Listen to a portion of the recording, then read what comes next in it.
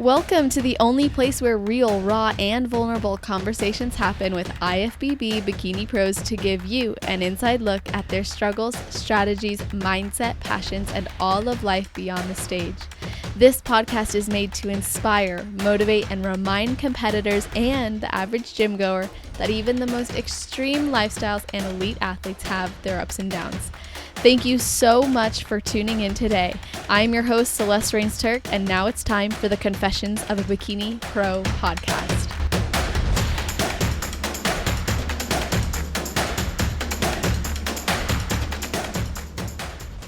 In this episode, we will be hearing from certified nutritionist, trainer, and mom of one baby boy who is motivated by the thought of being her best self for him.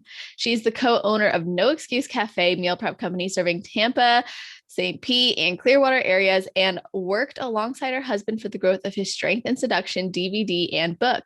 She is in remission for lupus and has been competing since 2014, turned pro at her 9th show ever in 2017 and 5th national competition. So welcome to the show, Shey Webb. How are you doing?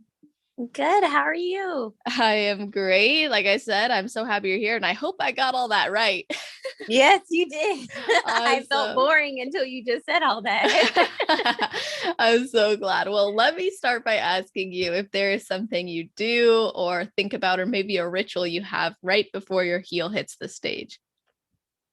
So I listen to Trina.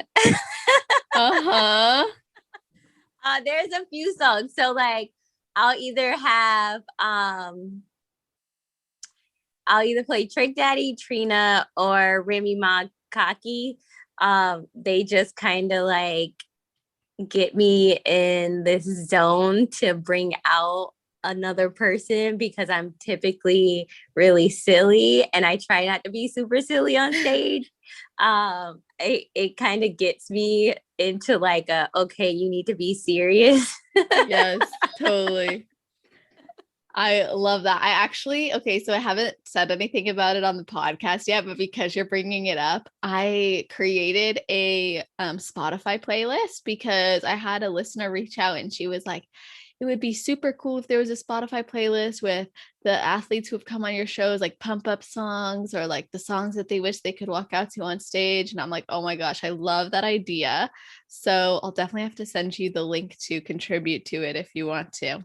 Yes, I will. Awesome. And you guys listening, if I haven't posted the link for that yet, it means it is coming. So stay tuned. And if I have posted it, then you would know about that on probably celestial.fit/podcast or on the Instagram celestial_fit. But that's besides the point. Anyway, Shey, I want to learn more about you. And you're quite a driven individual. You've overcome and you are overcoming continuously lupus. You've become a mother, you have your own business, you're competing. Can you tell us what a normal day looks like for you? So typically I wake up. I am still breastfeeding, so I have to wiggle my way out of bed so I don't wake him up. I will do cardio now because I'm actually making my return back to the stage on May 8th. But before I would kind of just wake up and eat me some breakfast before he woke up. Now I'm doing cardio before he wakes up. He wakes up, I typically will feed him, and then I actually still have a full-time job. So I log in on my work computer to do that. In between there, I'm trying to juggle feeding him, playing with him, teaching him new things. We're trying to learn sign language over here so he can stop throwing his cup at me.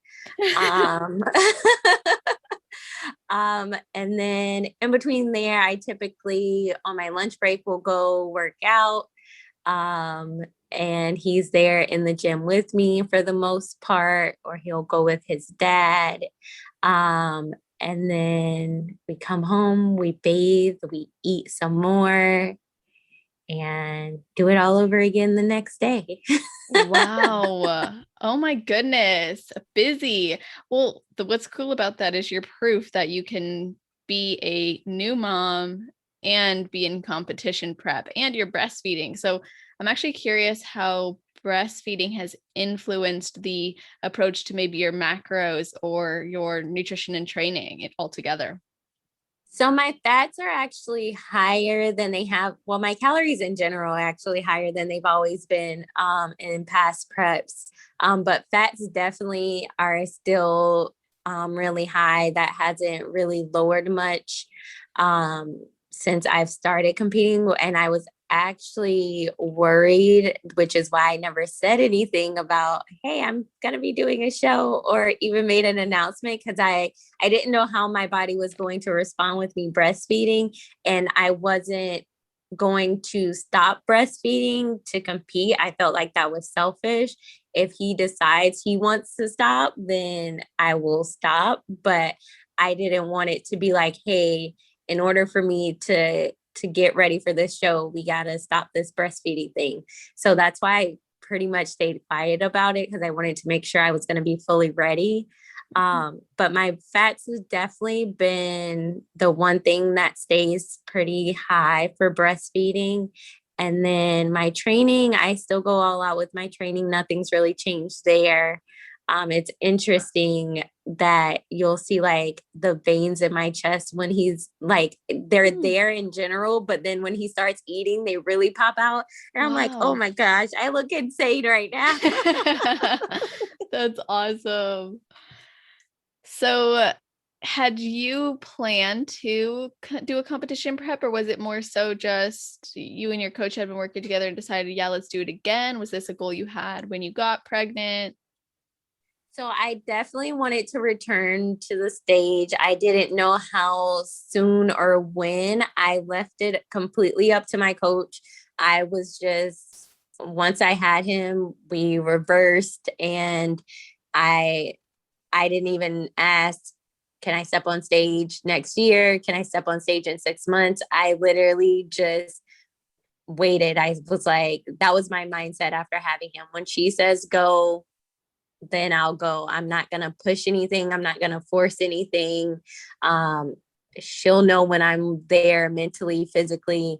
And she literally, I was in shock when she was like, so the schedule's out, look and see what shows you're interested in. And I was like, what? I can start getting ready for a show? So I was actually in shock when she said that. So it was one of those where it, like a weight was lifted off me, because I didn't feel the pressure to be ready. Like, let me step on stage because I want to show my snapback at 3 months, 6 months, whatever the case may be. It was, am I there mentally, physically, and can I continue to be there for him mental, physically, emotionally, and continue to nourish him properly breastfeeding? I love how you had those specific items to basically check off. Now, if there was a time, or I guess maybe I should ask this differently, but what if in the next, what is it now? 1 week, 2 weeks, 1 week, you're 1 week out. Yeah. That's awesome. So after that, let's say you plan to continue to compete. If you were to suddenly have a reduction in your breast milk supply, would you pull back, or would you guys make adjustments and see what happened then? Like, I'm curious how you're approaching it then moving forward. So I would definitely go into it with, let's increase my food to see if, because obviously that would play a part in my milk production. I make sure I eat things like my oatmeal, brewer's yeast. I make sure I keep all of that in my diet to keep my milk supply up. If it drops, then I'm definitely going to be like, hey, we need to give me more food, see if that brings my milk supply up. If I have to pull out of a show, I am completely okay with doing that, because at the end of the day, he's my main priority. And although my goal is to go to the Olympia this year, that would just be like the best thing that could happen. That I would never sacrifice his nutrition to do that. And I have milk in the freezer, but I don't want to go into my milk supply just to be selfish. And to some that might not be selfish, but to me it is, because I know that that's his, like, that's our bonding time. And he really enjoys that time, because even if he's not technically quote unquote hungry, he uses me as his comfort. So I would never want to take that away from him. Definitely. So interesting. And I appreciate you sharing your perspectives and the thought process you've brought to that. And I was wondering then how maybe this prep has been different for you, and maybe even postpartum as well. How has that been different for you in regard to the competition prep approach, or maybe just how you've been feeling because now there's more demands and things on your plate? Surprisingly, this prep is super smooth. I have not felt like I've been prepping for a show, minus my clothes not fitting. I've been so relaxed, not stressed about anything. Like the last time I prepped, I remember I was probably 4 weeks into prep, and I was telling my coach, like, you need to throw the book at me. I need to be doing cardio. I need this. Like, I was like asking for everything to get ready. And this, I kind of just like, whatever happens, happens. If I'm ready, I'm ready. If not, then I can always push the show back. I always felt like if I said I wanted to do a show May 8th, that I had to stick to that. Like, there was no backing out. I felt like a quitter if I backed out of doing a show, or if I didn't send in a contract. And this time around, I was just like, I want to make sure that I have everything lined up perfectly, because I don't want any additional stress. I want this to be smooth sailing. When I first started competing, I was prepping myself, and I never felt like I was prepping. It felt like an everyday thing to me. This was just normal. I never like felt tired. I never had low energy. And then I got a coach because I felt that's what I needed to do to get my pro card. And all of a sudden I went from enjoying bodybuilding, enjoying prep, to like literally doing cardio and just crying, waking up in the morning and just crying and not knowing why I was crying. I would be at work and someone says hi, and I just bust out in tears, and I was an emotional wreck, and I couldn't figure out why. And so when I reached out to Jamie, that was the one thing I wanted to get back to, was I need to get back to that happy place when I first started competing. I don't know where it went, but I need to get back to that happy place. And then my grandmother got sick. And although I wasn't in a spot mentally to prep, I told her I needed to, because it was going to be the last time my grandma was going to be able to see me. And she went ahead and let me prep. And it wasn't right mentally for me to prep, but it was something that I felt like I had to do. And then I got pregnant, had him, my grandma got to meet him. And like, from that point on, I was just like, I'm going to make sure that I can't pour from an empty cup. So I'm going to make sure that I'm not only taking care of myself, but doing everything I can do to make sure like I'm bringing joy into his life as well. Like, every day, the way he looks at me, it just keeps me pushing. Wow, that's beautiful. Thank you for sharing that. So at that time when you said you weren't mentally ready to prep, you were inspired by your grandma, and then now you're inspired by your son. At that time when you weren't mentally ready, what was going on? Was this because you had lost that love for competing and you had a bad rebound? Was it for other reasons? Yeah, I just didn't have the love anymore. And I wouldn't even say I didn't have the love, because I still love the sport. It's what it's what gave me life, because when I first got diagnosed with lupus, the people that I did tell, the way they made it seem is that like I was going to die soon. So it gave me life and hope. So I still loved it. I just didn't enjoy the process of getting ready for the show anymore. And so I knew that I wouldn't be able to give my all in sorry, you hear him saying hi. I knew I wouldn't be able to give my all into a prep at that time. I knew I would potentially slack on certain things. I wouldn't be able to go all out like I'm used to.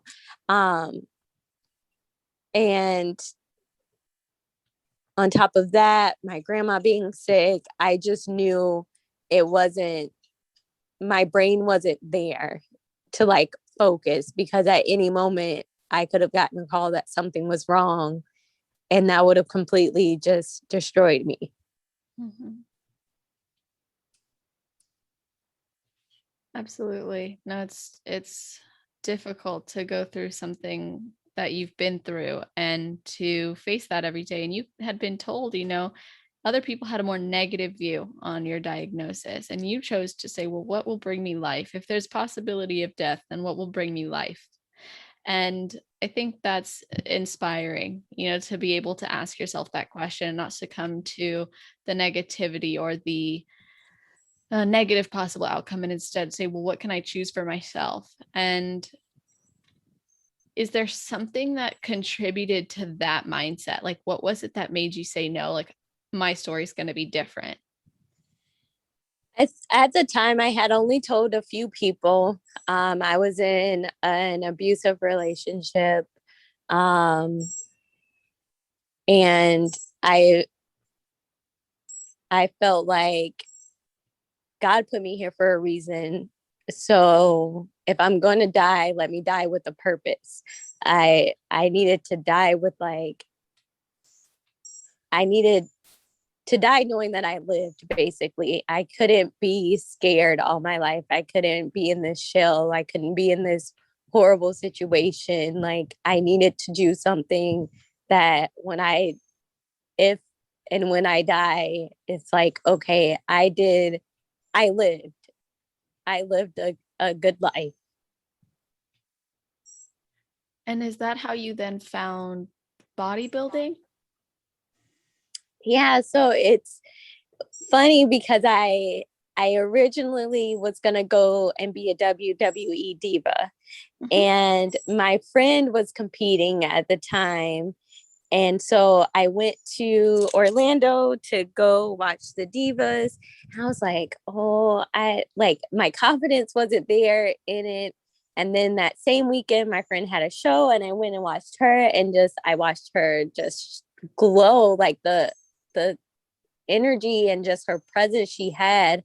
I was like, okay, I talked to her about it. I was like, I think this is something that I can do that would make me happy. The doctors always say like working out will help with like the joint pain I was feeling, things like that.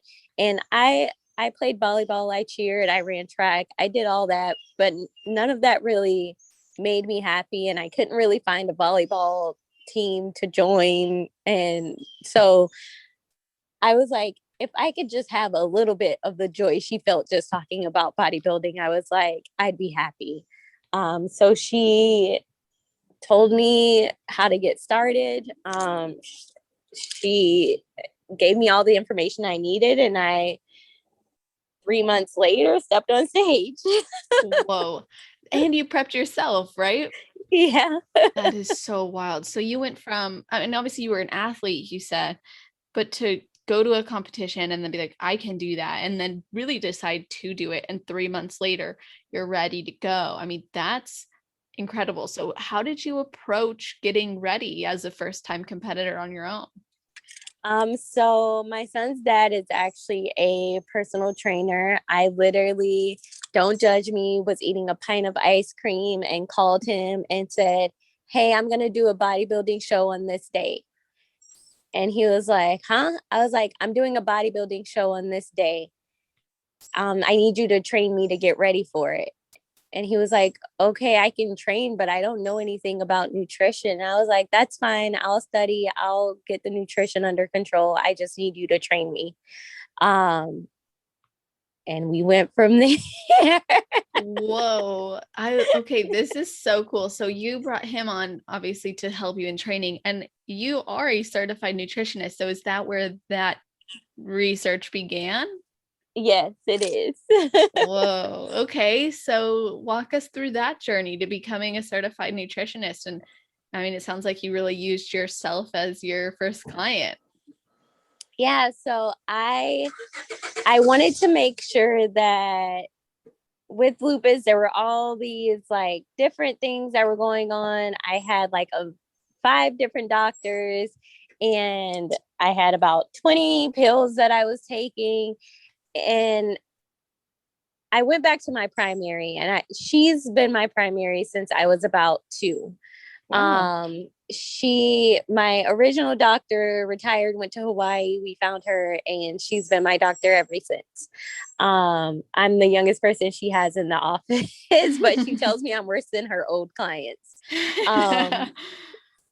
I went back to her. I told her everything that was going on, how I was feeling. And I was like, you know me, like, you're basically my second mom. I need you to help me, guide me in the right direction. And so I was tired of new doctors telling me one thing that haven't known my history for so long. And so she knows all my history.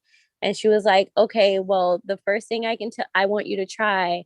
She's like, I know it's going to be hard, but can you go vegan and just see how you respond? And I was like, okay. So she gave me like a generic vegan plan, and I was like, okay, I need more. I can't just like eat this like same thing every day.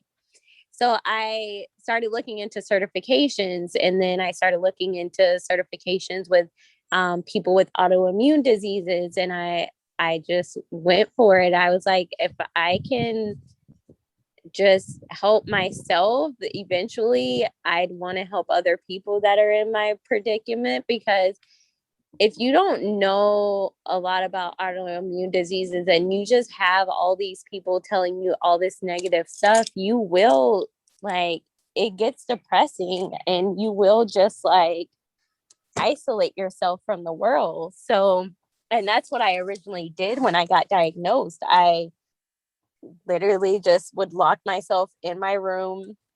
My mom would come to my apartment, leave notes on my door because I wouldn't answer the door. I wouldn't answer phone calls, anything. And so when I started looking into it and saw how different foods could play a role in what I was experiencing, I, like you said, used myself as a guinea pig and just tested it all out to see, like, how am I responding to this? Does this help or harm me? Like, do I wake up in the morning and feel like crap, or do I wake up and have energy? So that's how that journey just started to play out. Wow. And you mentioned that you had been taking a lot of different medication, and I believe I had read somewhere that you had been taking steroids for the lupus after having lost a lot of weight. And I was hoping you could share a bit more about your experience with lupus, how you were feeling, and then obviously, kind of what you just said with your mental health suffering, and then how you pulled yourself out of that. So with the medication, the doctors they didn't really know what would work. So that's why they gave me so many medicines.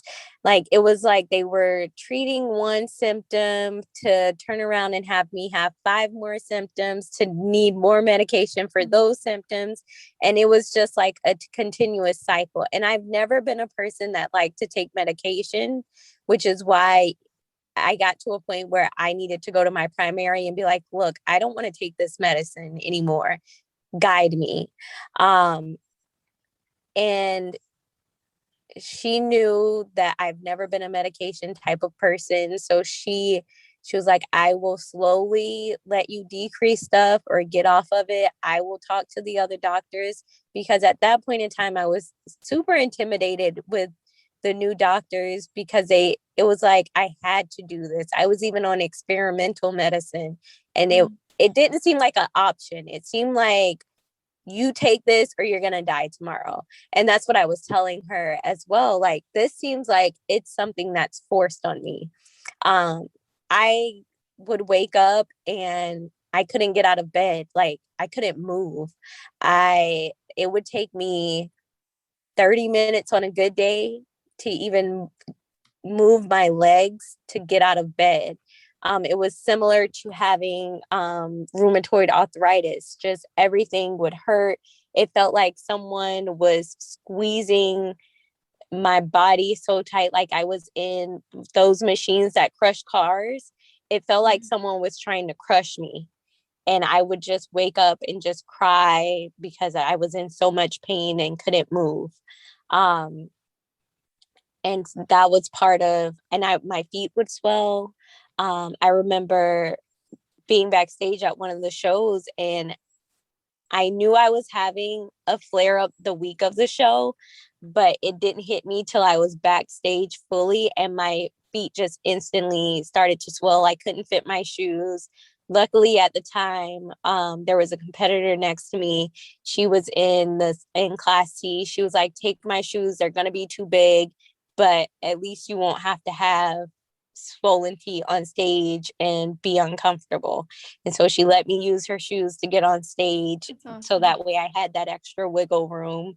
And it was just the tension that was on my body was unbearable. So I didn't want to go out because I didn't know if I would randomly swell up and how people would look at me in public. Here I am in Florida in shorts, and I just have one leg that's the size of my whole body. Like, I didn't want to be judged for that or even attempt to explain what was going on. So I isolated myself, and in that isolation, I just became depressed because I didn't want to share with anyone, because I didn't want people to think that I was going to die. And I didn't want that fake sympathy. Like, the kind where, oh, like, oh, she's sick. Now let me be nice to her now because she's sick. I wanted it to be authentic. I didn't want someone to like, oh, now let me give her flowers. If you weren't going to give me flowers before, don't give me flowers now. Totally. Like, I don't care if I'm going to die. If you didn't like me last week, don't like me this week. So I it was one of those where I just tried to stay to myself because I didn't want people being in my business, being nosy, and then being fake sad for me. So I'd rather just stay to myself than have that fake sad audience. I hear that. I can't fully understand, of course, what you've been through, but hearing you talk about it, it was clearly a painful time in your life. One that you were really having to fight through on your own. You had a few select people who were helping you out, cheering you on, giving you resources, supporting you through this process as well, which is awesome.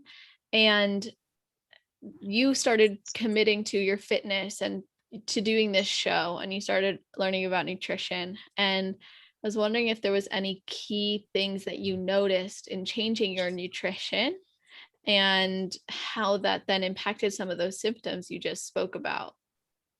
So I noticed when I was having a lot of dairy that my symptoms would get worse.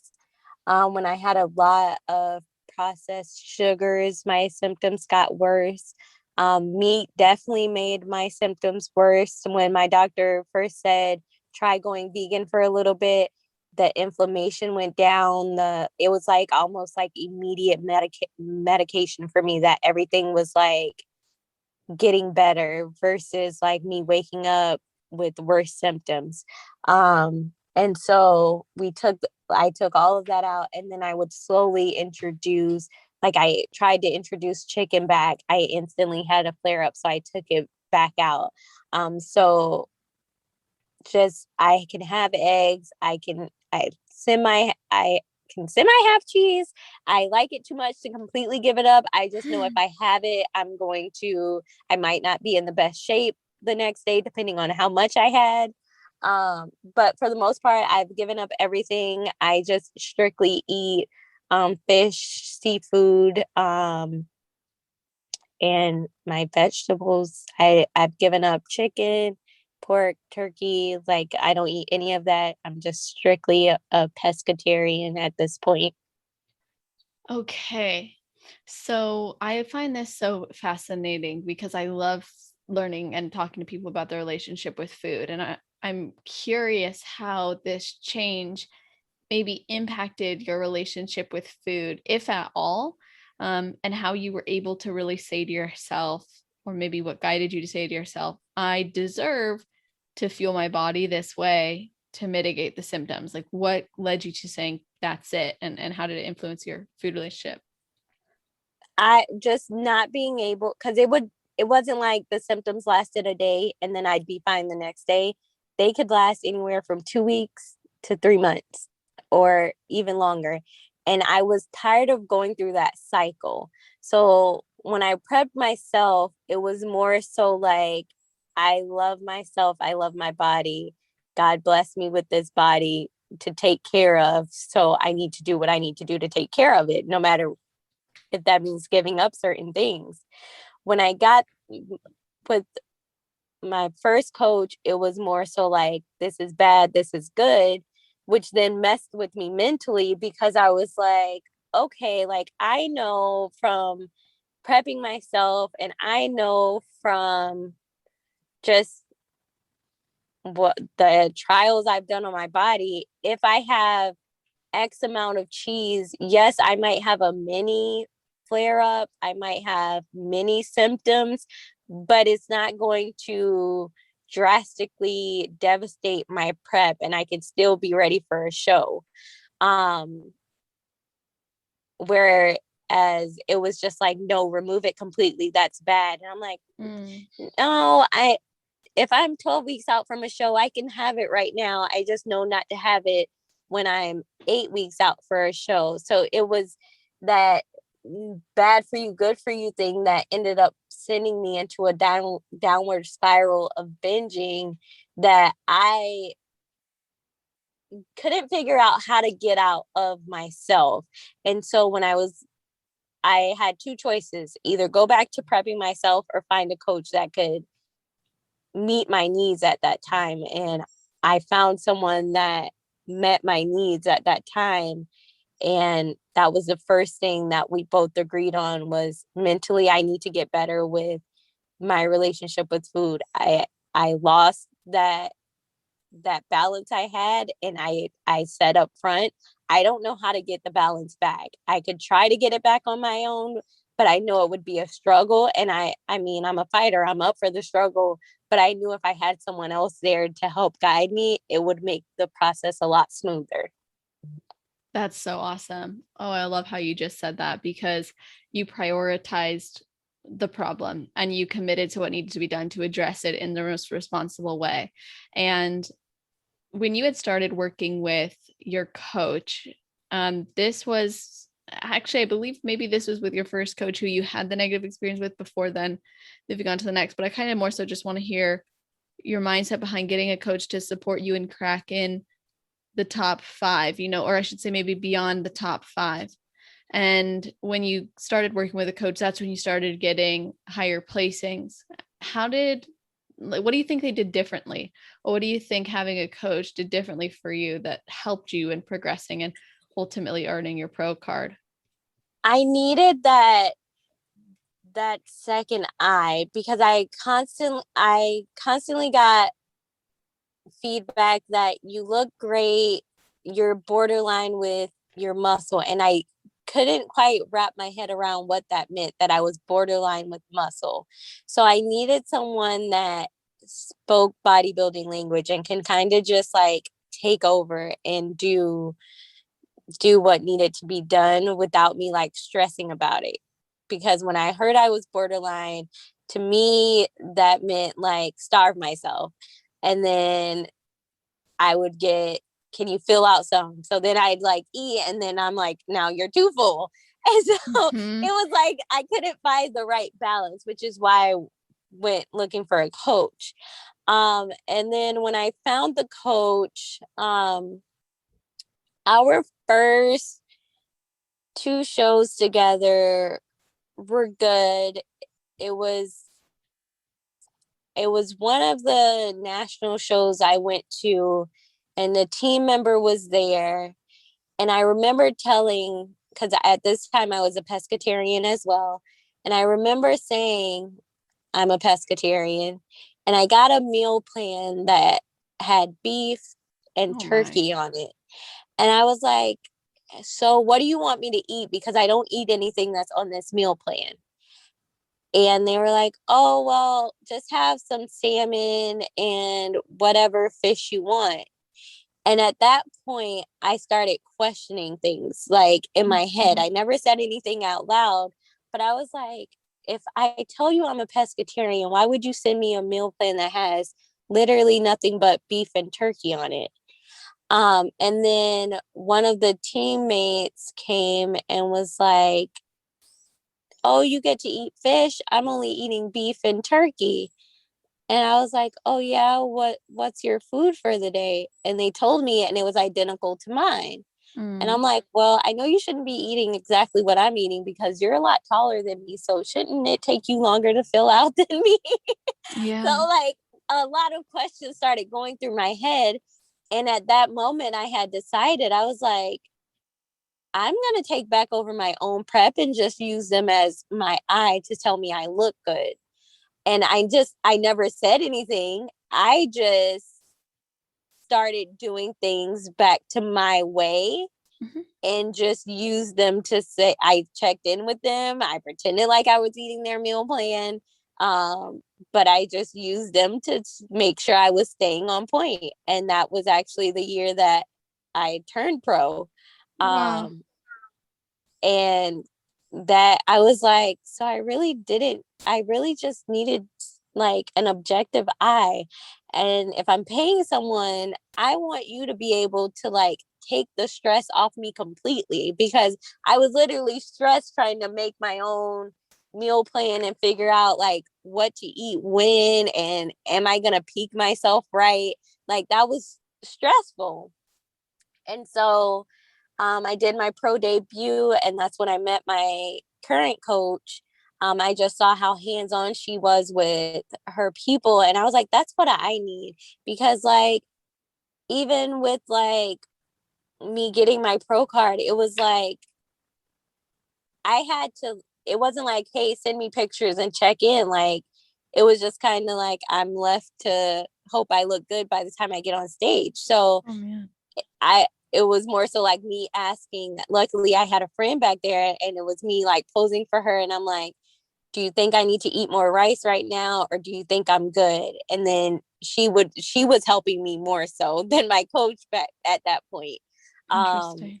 And so I was like, hey, do you like, when should I pump up? Like, I'm asking my friend, I'm like, do you think I should start pumping up now? I don't want to pump up too soon. Like, all of these questions that I should be asking my coach, I'm asking someone else. And I knew I was going to find another coach at whether I won my pro card or not. I knew I was going to find another coach. I was actually shocked at the fact that I won my pro card, because at that point I was basically doing it my way. So I was in complete shock when I won my pro card, because I was like, there's no way I just did this by myself and got a pro card. Like, all you did was really just look at me. Yeah. And my friend that was backstage, because if it wasn't for her, I probably would have came in flat, because I literally was like, no, I don't need to eat. And she was like, no, you definitely need to eat, because you're going on in probably an hour. Eat right now. So it was like her helping me, telling me to pump up, giving me stuff to pump up with. Like, And when I got my pro card, I was like, oh my goodness, like, I can't believe it. And then I saw my current coach, how hands-on she was. And I was like, that's what I've been wanting, someone that's hands-on like that. Mm-hmm. And so I tried to get my relationship with food better before reaching out to her, but it wasn't horrible, but I could tell that I needed that extra help. Like, it was going to take me a lot longer to get in a better place than if I had her help. So I just reached out and told her, like, no, I need you. Like, there was no questions about it. Like, I don't need a consultation. I saw you hands on. Like, I was a witness. I don't need anything. Did you research her after that show, or was it just based on what you saw backstage? I researched her after the show. But just, I was already like sold on what I saw backstage. And then the more I did research, the more I was like, okay, this is my person. Love that. So then you started working with her after these interesting, actually, let me go back. I'm going to ask you maybe a controversial question. Did your old coach celebrate turning you pro at all on their social medias? And if they did that make you angry at all? They said congratulations. It wasn't like a big like deal. I mean, they didn't, when I turned pro, I didn't even get a message till like the next day anyway. It was one of those where like I wasn't really a priority. I felt like at a moment that, like, when someone's at a national show trying to get their pro card, I feel like you should be there a lot more for them than what the experience I had. And so when I turned pro, I believe I was on my way back to Tampa by the time I got a message saying congratulations. And then there was just like a congrats post. And I was indifferent on how to feel. Like, it was like, thanks for congratulating me, but like, I didn't have your full support. So I don't really know how to feel. I was indifferent, and I'm not a very controversial person. I hate conflict. I try to avoid it at all costs. I always say I'm a mixture between Sade and Tupac. I'm Sade for the most part, but if you push me hard enough, you'll get Tupac. And so I was at my like Sade stage that I was just kind of like calm, and I didn't really want any issues, so I didn't really care. It was just frustrating a little bit. Yeah. Oh my gosh. I can only imagine. I mean, congratulations on turning yourself pro. I mean, going through something like that where like, all right, I'm just going to put up with this negative situation. It is, what it is, which is not always the best thing to say to ourselves, but sometimes that's what it is. And you were able to pull out of that situation, find someone who's a better fit for you and who could then help you to find that balance back into your life, which is also important as far as no good and bad foods, just food. So I think that's really fantastic. And since then, you worked with her through your pregnancy journey. You worked with her through some pro shows now, and now you're working again. So is the approach different? Like, do you feel like, because I'm pretty, I correct me if I'm wrong, but Fit Body Fusion, we're talking about Jamie DeBernard. For those of you listening, she's been on the show before in the coaches series, the first one. So you guys kind of get an understanding of where I'm coming from with this question, but I'm pretty sure that they do macro plans, right? Yes. So how has this maybe influenced how you feel as a client? Do you feel like you're no longer receiving cookie cutter? And has she been maybe more present than your past experience? I am not receiving cookie cutter, but what I can say is at one point I did want to go back to being vegan, and I didn't I was like, I need help with these hitting my macros and stuff. And she will go in and log foods for me to That's go awesome. and get, so I could have my plan for the week. She logged everything the next few days for me. I went to the grocery store, I got it and cooked it and then I just made like minor substitutes based off of what she had in there the following week. So if I wanted to add something different, I would just go add that, take out something. So although it's not a meal plan, she is there if I need that extra help. She'll put meals in there for me. That's cool. So I really appreciate that.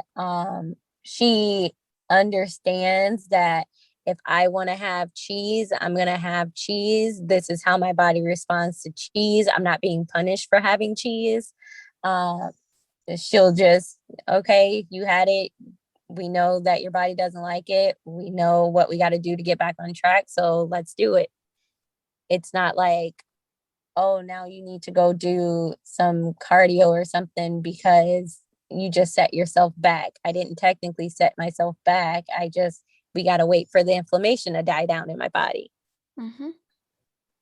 Absolutely. That's awesome to hear that. And I think it's great that you're able to find now what works for you, and you're in remission, which is so cool. And you are in prep and you are breastfeeding. You're really able to now go through and satisfy these goals that you've had. But I know that when you were in your postpartum phase, you were experiencing anxiety and depression, and it took you some time to find a therapist to support you through that journey. How did you end up finding one that was best for you to help you through that? My primary, she is literally Oh, my second mother.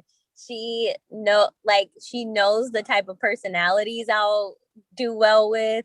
Like any of the doctors that I've seen, from basically even while I was pregnant, because I told her about the first doctor I went to when I was first found out I was pregnant. And she was like, I've told you about going to doctors without coming to see me first, because that was a horrible experience. mm, Um, but she literally, because she knows me so well, she was like, go to this person, talk to them. I'm sure that you'll like them. If you don't come back to me, we'll find you someone else. And literally the first day that I talked to the lady, we instantly clicked. Like, she's literally my mom. that's so cute. How special is that to have a doctor like that? I love that. That's amazing. I mean, I personally don't hear about that very often, but I think it's really cool that you have that. And you've talked a lot about embracing blessings in your life and finding meaning in everything and celebrating what you have. And I would love to hear what some of those things are that go through your mind each day that you are grateful for, that you do celebrate. Every day I wake up, I am grateful. If you would have 11 is it 11 years ago this month, I was in and out of the hospital basically every day, not knowing what was wrong with me, and just kind of being shoveled a bunch of pills to just cope with symptoms that no one understood. Um, I didn't have any type of life, because some of the medicine I would take would just make me go to sleep. And I'd sleep the day away. It would make me really sick, so I would throw up. And just being able to wake up and not have to take 2 hours to get out of bed, to be able to just pick my son up and play without having any aches and pains, um, just breathing. I remember, even, like, that sounds silly, but breathing was hard for me because I always felt like I just had a knot in my throat, or someone was like strangling me. It, as weird as it sounds, I couldn't even like enjoy fresh air. It's just, everything was so crippling. So going outside, walking and breathing in the air, even if it is toxic. Yeah. Wow, that is so cool. You have so much to be grateful for because you've been through so much.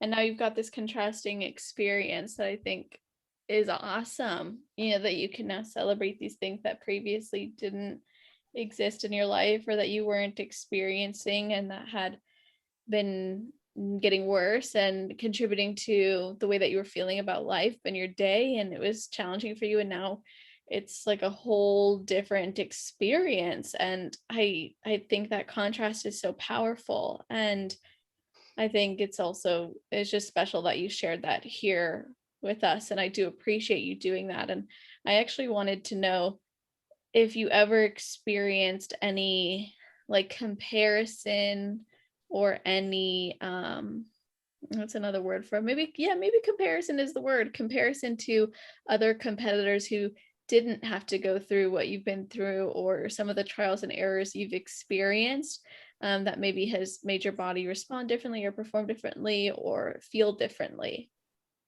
Yeah, I used to all the time just be jealous of the fact that, people could have a prep and not be scared of the fact that at any given time my leg could just blow up. They didn't have that issues. Like when people would say, and this was just me being like in my head, when people would be like, my period's coming, I'm gonna retain water. I'm like, if that's the only thing I could retain, I take that. Like, if only like it was one of those where like you don't realize you could have it a lot worse. So and that's what changed my mindset with anything. Like, yeah, okay, it took me 30 minutes to get out of bed today, but I could have not woken up. I could not be able to get out of bed and walk. There's people out here that wish that they could walk, and here I am complaining that it's taking me 30 minutes to get out of bed to walk. So little things like that is what made me change my mindset, because I would hear them backstage and then I was like, is that what I sound like when I can't like get out of bed perfectly on time? Like, it just put everything into perspective. Like, there's people out here that wish they could lift weights, or they wish they could lose weight, but they have issues and can't lose weight. And here I am complaining that I hit a plateau in prep. Like, these are not real world problems. Yeah, I watched this video, was like putting in perspective what first world problems. And when you say them out loud and you really think about them, you're like, oof, what a blessing it is to have this problem. If this is the worst thing that I'm complaining about today, then life's pretty good. And yeah, we all face those hardships, but if we can step back and be grateful for what we have and what we are going through or have been through, I think it can lighten the load, on those harder days, or maybe even give some more inspiration to keep going and do it for ourselves, and also do it because we can. And it's a blessing to be able to. And I think that's a really important thing to do. And you had mentioned earlier too that your husband is a trainer and you're a nutritionist as well. So you started a meal prep company business, and I'd love to hear more about that and how that's maybe informed your view on helping others, if that satisfied what you wanted to do in the beginning of helping others who've been through what you've been through. So he has his own gym. So we had opened it up to his clients because a lot of them own their own businesses as well, or they work corporate jobs and they were just having a hard time getting meals in general. They work so hard doing his workouts. He is a strength and conditioning coach. He played football at USF. So he puts them through some brutal workouts. Like my brother went and worked out with him one time and was like, I haven't worked out like that since I was in college football. He's crazy. So he puts them through a lot, and they weren't fueling their bodies properly and getting the results that they wanted. So we wanted a way to help them get those results. And I started just having like 1 or 2 people. I'd go to their house and cook their meals for the week. And then more people started asking, and I was like, but I can't go to everyone's house all the time and cook their food. So he was like, well, we can just do this company. They can come here. They come here to work out anyway, and pick up their meals. So that's how we started that. And it's helped in a way. I still feel there's more I could be doing to help people. I don't feel like I've reached my full potential yet in the helping others basically not live their best life, but just like help them through hurdles as well.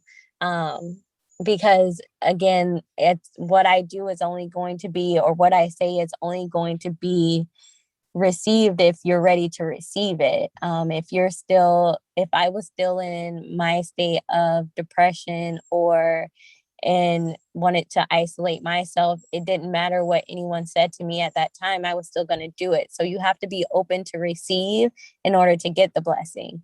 So I feel like I still have work to do there, but as far as helping people, but it's helped me to an extent to at least reach those who are ready to be helped, reach their goal. That's amazing. So you have made strides in that mission of yours, and it's evolved quite a bit since its inception. And I think that's really awesome. And you've been able to support people who your husband is working with too, and outside of that as well. And you want to take it even further. So do you have a vision for where you'd like to take it? I mean, you mentioned earlier you want to one day be on the Olympia stage. You are competing this year to get there. Is this part of that mission? Is this separate? I'd love to just hear more about like what your future goals are. So it would be part of my mission. I would love to have a building where I can cook for people. Like, there's healthy restaurants, yes, but they're not the best. I've tried some of them. The food is still bland. I want to show people that healthy does not equal bland. You can still have all the things that you want, even if it's like a brownie. Like, I can make, like, if you looked at the website, I've done like cheesecake for them. I've done donuts. There's different ways to do it without like jeopardizing your hormones or putting all this artificial stuff in front of you. And I think one of the problems we have is you go to the store and you ask for, or even Starbucks, for instance, you go to Starbucks and you want a brownie. That's a big brownie. If things were already portioned out for people, I think that would help them as well. So if I had like, that would be one of my goals, to have that where it's like, and we kind of have it now. I guess we would just need to expand where there's a gym and there's a restaurant in there. But it's not necessarily a restaurant because I'm not cooking. The food's already, I've cooked the food yesterday and it's sitting in there for you to pick up today. But if I could, I love to cook and bake. So if I could just have like my own, not technically a restaurant, let's just call it a cafe where I'm cooking fresh food for them daily, that would be great. I would love to start coaching people to help them with their autoimmune disease so that way it can go in remission or have less symptoms the way I helped myself. That would be a goal. Not that I would only want to help people that are sick. Anyone could benefit. But the people that I feel like have the hardest time or fear trusting a coach are the people with autoimmune diseases, because everything is so specific and sensitive that it's hard to trust someone that's never been through it. And I've been through it. So I that would be my goal, is to help those people. Like, you can do this. You want to go power lift? all right, let's do it. You want to bodybuild? Let's do it. Like, what is your Mhm. goal? And we can do that. Heck yeah. I love your mission. That is beautiful. You are very clear on your vision and what you want to be able to serve. And I just think that's so special.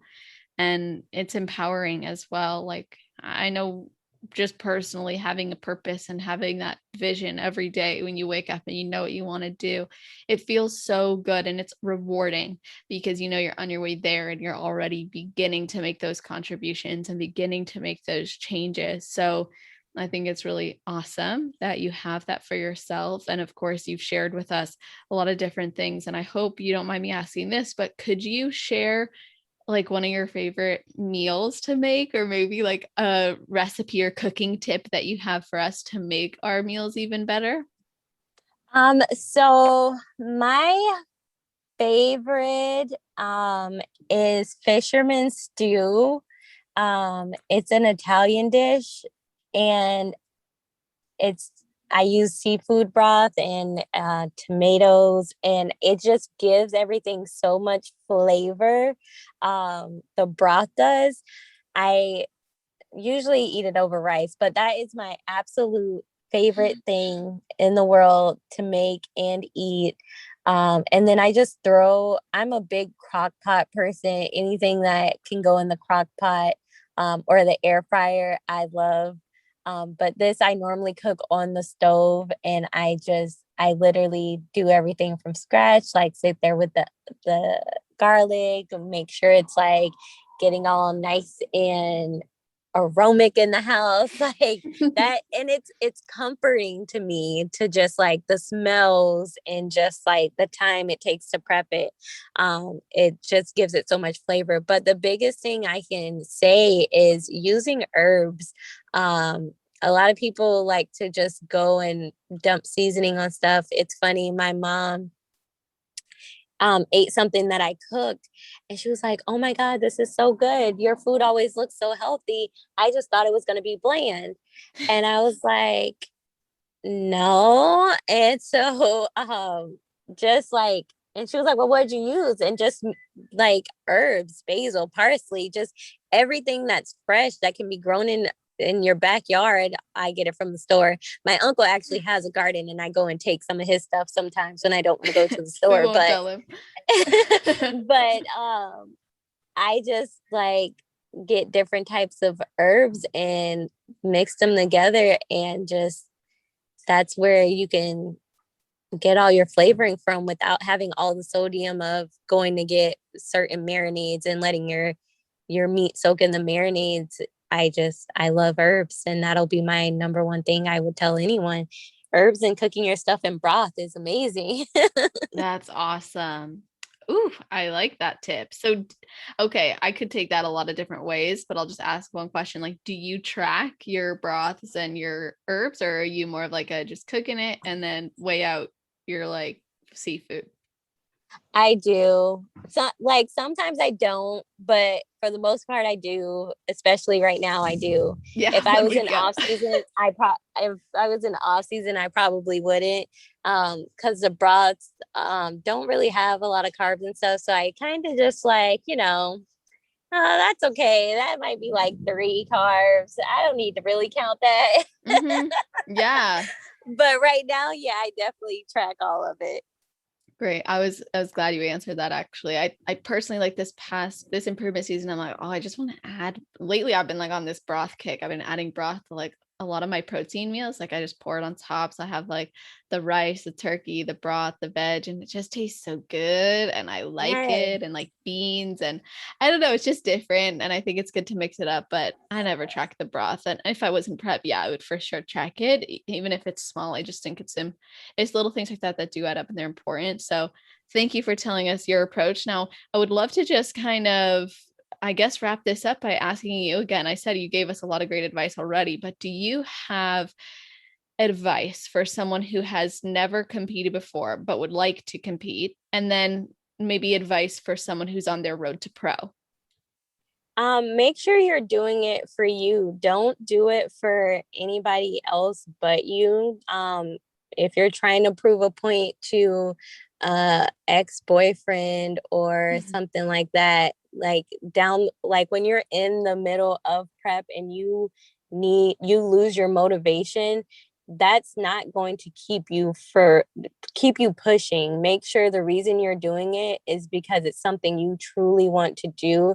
You truly want to experience the journey, the highs, the lows, good, bad.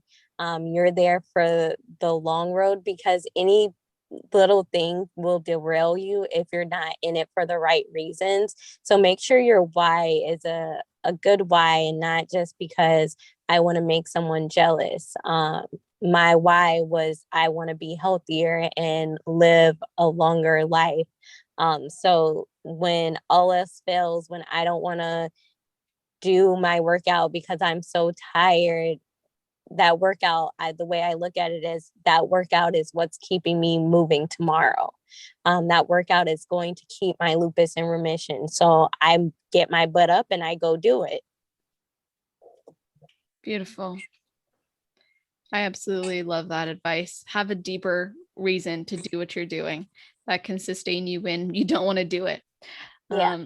Very, very awesome stories that you've shared with us, and so inspiring and just so motivating. And you're so smart. You're so open, which I appreciate. And I'd love if everybody could connect with you. So can you let people know where they can find you and continue to follow your journey?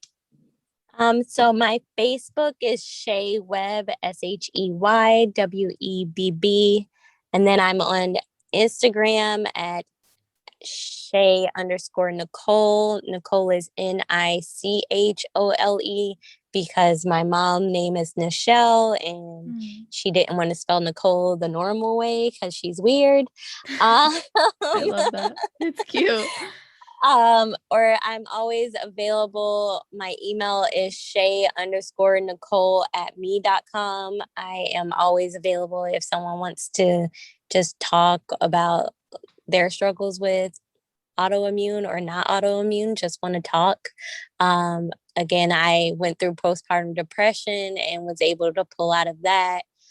So I'm here if anybody needs to talk about anything. Pregnancy, I am a strong advocate on pregnancy. I think it is the most beautiful thing in the world. I thought about like being a surrogate because I enjoyed it so much, and I enjoyed the birthing process so much that's like something that I'm like, I feel like that's a way that I could bless people as well. So that it would probably, once I make it to the Olympia, be the next thing on my list to do, to help a couple do that. What a cool goal. That is incredible. So make it to the Olympia, become a surrogate. Yeah. That is really cool and interesting. I actually read your birth story on your Instagram. So I thought that was awesome that you shared that. And it's so sweet of you to invite people to connect with you and talk with you about what they're experiencing and going through, or even, just reflect here about things that you've shared and follow up on it. So thank you again, Shey, for coming on. And you guys, I'm going to put all those links, the Facebook, Instagram, and email, all on the show notes page. That's at celestial.fit/podcast. If you're listening right away, it's going to be at the top of the page. If you're listening far into the future, just go to the category section, scroll down to the alphabetical part that lists all the names, go to Shey Webb, and you'll be able to find all the notes there, the episode timestamps, her links, everything, which is really great. And if you prefer to listen on YouTube, you should be able to click in the description now too for future episodes of episode timestamps, just a heads up. So you guys, thank you so much for listening. And Shey, thank you for coming on. Thank you for having me. I really enjoyed it. I'm so glad. It was my pleasure. And to all of you out there, I hope you have an amazing rest of your day, night, or morning, wherever you are in the world while you're listening to this episode